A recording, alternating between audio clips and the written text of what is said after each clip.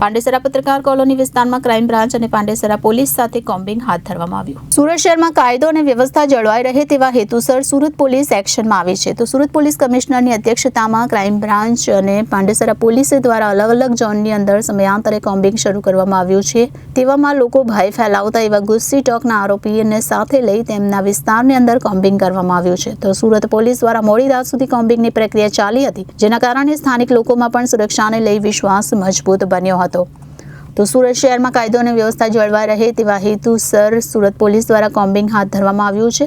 Surat police દ્વારા મોડી રાત સુધી કોમ્બિંગની પ્રક્રિયા ચાલી હતી, જેના કારણે સ્થાનિક લોકોમાં સુરક્ષાને લઈ વિશ્વાસ મજબૂત બન્યો છે। તો અસામાજિક તત્વો, કેટલાક રેઠા ગુનેગાર કે પછી આવા ગુસ્સી ટોકના આરોપીઓ છેલ્લા કેટલાક સમયથી બેફામ બની ગયા છે। આવા આરોપીઓ દ્વારા લોકોને ડરાવવાની સાથે તેમનો ગેરલાભ ઉઠાવતા હોવાની અનેક ફરિયાદ ભૂતકાળમાં પણ જાણવા મળી છે, જેથી હાલ સુરત પોલીસ કમિશનરની અધ્યક્ષતામાં સુરત ક્રાઇમ બ્રાન્ચ અને પાંડેસરા પોલીસ દ્વારા કોમ્બિંગ શરૂ કરવામાં આવ્યું છે।